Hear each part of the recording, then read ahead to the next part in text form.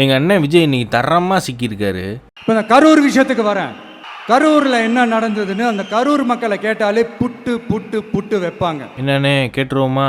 காலையில் 9 மணிலேருந்தே வந்து பயங்கரமான கூட்டங்க. அவர் வந்தது பார்த்தீங்கன்னா நைட்டு 7 மணிக்கு தான். நாமக்கல்லையே 8:30 வரேன்னு சொல்லிட்டு இங்கே வர்றது வந்து மதியானம் 3 மணின்னு சொல்லியிருந்தாங்க. பஸ் நின்ன வாக்கில் அவர் பேசிட்டு போயிருந்தாருன்னா நின்னவங்க அப்படியே நின்று பார்த்துட்டு அவங்க பாட்டு கலைஞ்சிருப்பாங்க. இவங்க பஸ்ஸை நவுத்தவும் தான் பஸ்ஸை நோக்கி போயிருக்காங்க மக்கள். இவங்க நவுத்தவும் பின்னாடியே போக போக ஒருத்தர் மேலே ஒருத்தர் இடிச்சிருக்காங்க. விஜய் பார்க்கறதுக்காக பக்கத்தில் இருக்க ஷெட்டு மேலே பசங்க எல்லாம் ஏற ஆரம்பிச்சிட்டாங்க. அந்த ஷெட்டில் ஏறினோட ஷெட் அப்படியே சாஞ்சிருச்சு. கீழே உட்காந்துருந்தவங்க மேலே எல்லாம் அவங்க என்ன குழந்தைங்க எல்லாம் போட்டு அமுத்துச்சு. அப்போ இவங்க எல்லாம் வந்து விழுகுறாங்க, அவங்க எல்லாம் ஓட ஆரம்பிக்கிறாங்க. அவங்க எல்லாம் ஓடும்போது அவங்க மேலே விழுந்து இதுதான் விபத்து. நாமக்கல்ல இருந்து இங்க வரான், அவனை ஏன் வர வைக்கணும்? அங்கங்க இருக்கிறவங்க அங்கங்க தேய்க்கிறது அந்த கும்பல்ல. ரெண்டாவது அங்க பைபாஸ்ல இருக்கிறவரு மேல ஏறியே டாட்டா காட்டிட்டு வந்ததை விட பாக்குறது அப்படியே போயிடுவான். ஆனா அவர் உள்ள போயிட்டார். உள்ள போய் உட்காந்துட்டாரு, லைட் எல்லாம் ஆஃப் பண்ணிட்டாங்க. அங்க இருக்கிற என்ன செய்யணும், பார்க்கிற ஆர்வலத்துல இங்க வந்துறான். அப்ப இங்க இருக்கிற 1000 பேர் அங்க இருக்கிற 10,000 பேர் சேர்ந்தா என்ன கூட ஆகும்? அந்த நெரிசல் ஆகி போச்சு. போய் சட்டசபையில் உட்காந்துக்கிட்டு ஏன் மேலே பழி தூக்கி போடுறீங்க, லேட்டா வந்துட்டாருன்னு. போலீஸ் கொடுத்த டைம்ல நாங்க இருந்தேன். ஏனே சும்மா சும்மா ஒட்டிக்கிட்டே கிடக்க? அதான் உன் கட்சியில் இருக்கிற புசி கேட் சொல்லியிருக்கா அப்படியே. கரூர் ஈரோடு சாலை வேலுச்சாமிபுரத்தில் நாளை மதியம்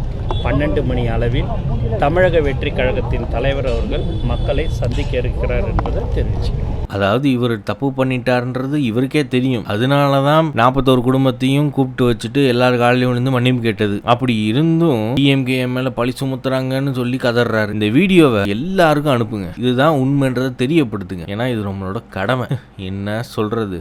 என்னப்பா செய்யறது? விதி விளையாடுச்சுப்பா. நாய நீ விளையாண்டு போட்டு விதி மேலேண்டா பழி போடுற, உன்னை அப்படியே குத்துறா.